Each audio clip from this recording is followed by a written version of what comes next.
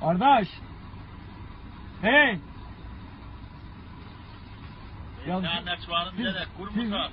Kim sen şerefi? Hey sen nekvarın mı? Bize bana danış. Gel yüz. Al şunu al. Aha. Al çöpe düşürdük. Al. Bütün. Al. Git. Sen şerefi. Gidin.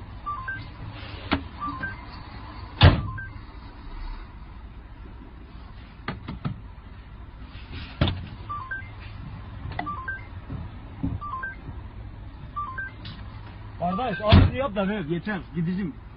Geç kaldık sabahtan beri adam kafam Ama ağrıyor. oy diyesene sıçarım burada sen şerefin ne bilirsen. Kardeş ne Burada yapıyorsun? polise oy moy diyemezler bildin? Duymadın mı? İran polisine burada oy moy diyemezsin. Sıçarım Kardeş ben sana bir şey demedim ki. Anla mısın Hacer? Bile vurarım bir tane cennetin yerde kalır. Tamam kardeş kusura bakma tamam al. Sit. Al kusura bakma kardeş. Gel Hacer.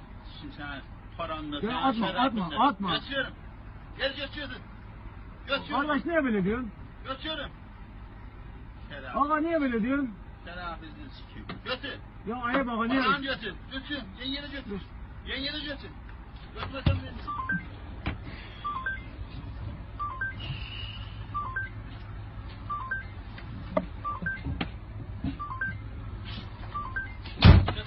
Bu Türk pasaportu atma.